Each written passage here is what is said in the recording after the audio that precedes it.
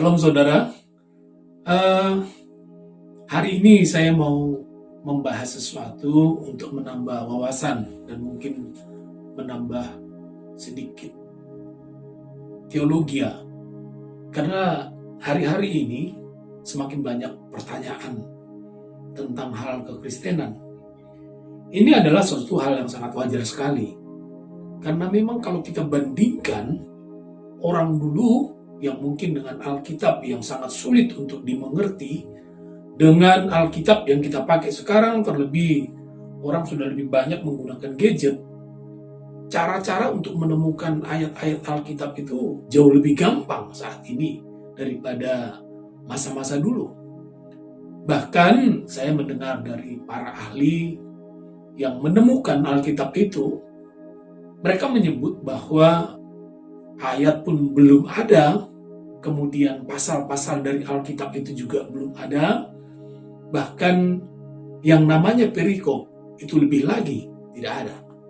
Nah, jadi saya berpikir betapa sulitnya orang-orang terdahulu untuk boleh memahami Alkitab.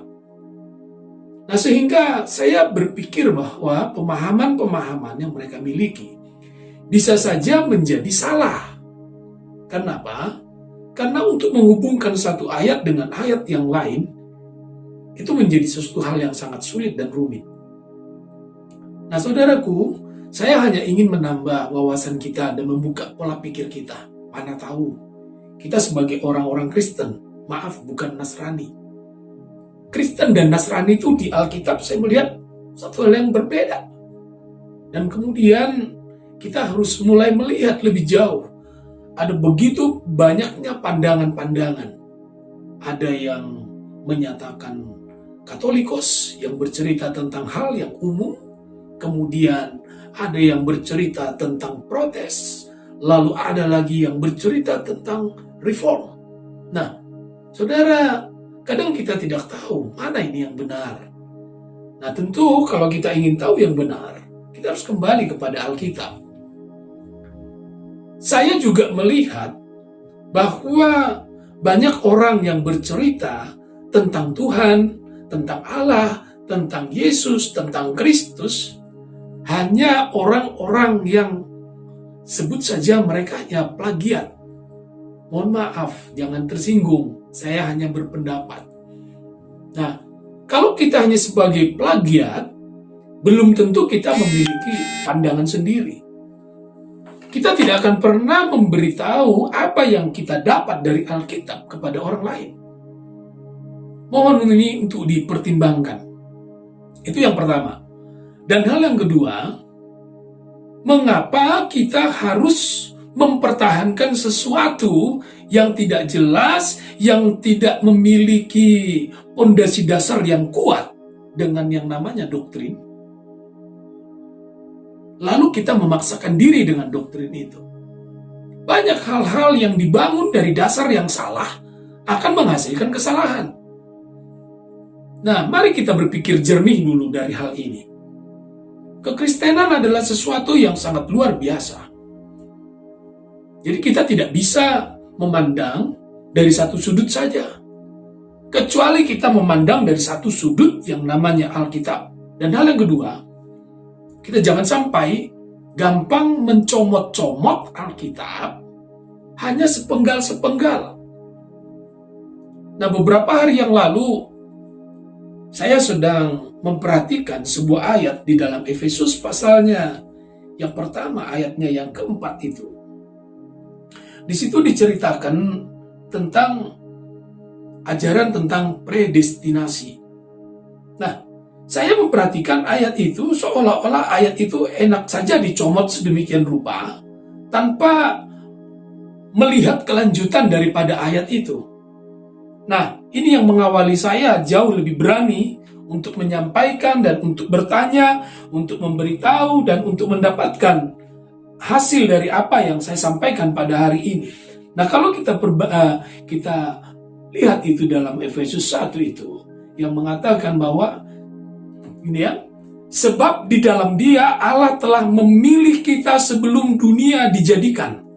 Saudara bayangkan, kalau kita sampai kepada titik itu saja, berarti kita sudah dipilih sebelum dunia dijadikan. Artinya saya belum ada di dunia ini, saya sudah dipilih. Allah yang luar biasa itu bisa memilih sesuatu yang tidak ada.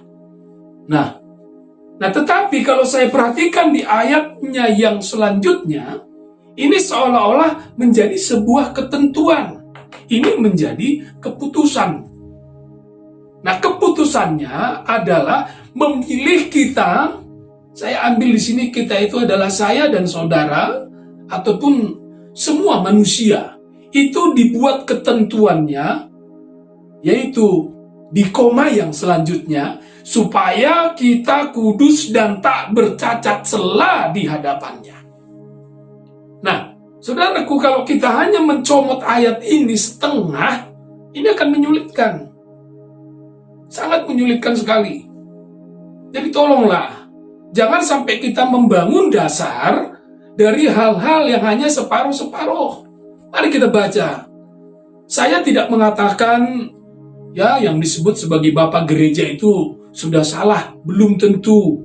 Namun hari-hari ini, ketika orang lebih banyak mengerti Alkitab, dan Alkitab begitu luasnya, boleh dibaca oleh semua orang, bahkan sudah diterjemahkan dari semua bahasa. Saya pikir sebuah kewajaran kalau Alkitab itu sudah mulai diulik, sudah mulai dicari kebenarannya. Kita jangan terlalu ngotot dong. Mentang-mentang kita sudah sekolah, tidak saudara. Saya berharap kita coba koreksi kembali pandangan-pandangan kita itu. Saya tidak berkata saya sudah benar, enggak. Tapi saya mengharap bagaimana kita orang-orang Kristen, bagaimana kita yang mengerti tentang siapa Tuhan, siapa Allah, siapa Yesus, siapa Kristus, kita duduk bareng. Lalu kita akan menceritakan bagaimana sebenarnya kebenarannya. Nah saudaraku, disinilah saya pikir peran serta kita untuk boleh mewarnai dunia, bukan sebagai plagiat. Mohon maaf, jangan tersinggung. Saya sebut sebagai plagiat karena memang ada orang hanya mencontek saja. Menurut A, menurut B, menurut C, menurut D, lalu menurut dia sendiri. Belum tentu. Kenapa? Mohon maaf, banyak hamba Tuhan menyesuaikan apa yang menjadi pendapatnya, lalu dicocokkan dengan Alkitab. Bukan Alkitab yang diceritakan untuk menceritakan sesuatu, menjadi sumber pengetahuan. Nah saudaraku, itu sebabnya saya berharap sekali bahwa kebenaran ini harus betul-betul kita bisa sampaikan kepada dunia. Dan satu hal yang mau saya sampaikan dalam kesempatan ini, bahwa Alkitab saat ini sudah dipegang oleh orang banyak, bahkan bukan hanya orang Kristen. Ya, mohon maaf, agama tetangga kita itu punya yang namanya bedah Alkitab. Lalu kita mau ngotot tentang sesuatu hal. Saudaraku, mari kita berpikir jernih. Kalau orang lain bertanya karena memang nggak tahu. Tapi jangan memaksakan diri kalau mereka punya pengetahuan sedikit, lalu kita sombong. Saya pikir bukan seperti itu. Alkitab, saya yakin Alkitab kita ini ada Alkitab yang luar biasa. Jadi, mohonlah kita kembali kepada ayat-ayat yang benar. Saya hanya kasih satu contoh saja dari ayat ini. Nah, hal yang kedua, kalau saya perhatikan, ada banyak pengajaran yang mengatakan Trinitas. Tapi hari-hari ini, Trinitas itu pun sudah ada yang bantah. Ada yang bagaimana, ada yang begini dan begitu. Dan jawabannya terlalu banyak. ABCD. Lain pendetanya, lain jawabannya. Ada yang satu oknum, 3 hakikat. Ada yang 3 oknum, 1 hakikat, ada macam. Nah, saudaraku, orang yang mendengar kita, orang yang akan kita sampaikan kebenaran firman Tuhan, mereka bingung. Saudaraku, mari kita sadari, kita sedang membingungkan orang banyak. Coba kita kembali kepada apa yang ditaruh oleh Alkitab itu sendiri. Yesus berkata, di dalam Yohanes pasalnya yang ke-8, itu sangat jelas sekali dikatakannya, Yohanes pasal yang ke-8 ayatnya yang ke-17 dan 18. Di dalam ini Yesus sendiri mengatakannya demikian. Dan dalam kitab Tauratmu ada tertulis bahwa kesaksian dua orang adalah sah. Akulah yang bersaksi tentang diriku sendiri, dan Bapa juga yang mengutus aku bersaksi tentang aku. Mari kita perhatikan ayat ini dengan cermat. Yesus berkata bahwa Bapa dan Dia itu dua orang. Mohon maaf kalau saya mengartikan ini sudah menjadi dua oknum, dua orang. Nah, lalu bagaimana kita sebut menjadi satu pribadi? Yang satunya diutus, yang satunya mengutus. Satunya mendeklarasikan, dalam arti kata dia memberi kesaksian, yang satunya lagi disaksikan. Yesus mendapat kesaksian dari Bapa. Jadi kalau kita gali lebih jauh, banyak sekali sebenarnya ayat yang mengatakan bahwa Yesus itu adalah utusan. Contoh di dalam Yohanes 17 ayat 8, di situ jelas sekali. Sebab segala firman yang sudah kau sampaikan kepadaku, artinya ada yang menyampaikan firman, ada yang menerima. Sudah kusampaikan kepada mereka dan mereka telah menerimanya. Dan mereka percaya bahwa aku datang daripadamu dan engkaulah yang telah mengutus aku. Saudara, kita cermati dulu kata-kata ini. Jangan sampai kita lupa hanya karena pendapat orang. Mari berikan pendapatmu. Saya hanya mengupas sedikit saja. Nah, kalau kita lihat lagi kesaksiannya Stefanus di dalam Kisah Rasul pasalnya yang ke-7, ya, saya akan baca buat kita. Kisah Rasul pasalnya yang ke-7. Di situ diceritakan tentang bagaimana hari-hari Stefanus itu akan dia mengalami kematian karena dia akan dilempar dengan batu. Kita akan lihat dia di ayat 55 dan ayat yang ke-56 dikatakan seperti ini. Mari kita cermati dengan baik-baik. Tetapi Stefanus yang penuh dengan Roh Kudus. Saya mau kasih tahu posisinya di bumi. Stefanus, ya, yang penuh dengan Roh Kudus menatap ke langit. Ini jelas ayat ini, dia di bumi menatap ke langit. Posisinya nggak di sorga. Lalu melihat kemuliaan Allah dan Yesus berdiri di sebelah kanan Allah. Berdiri di sebelah kanan Allah.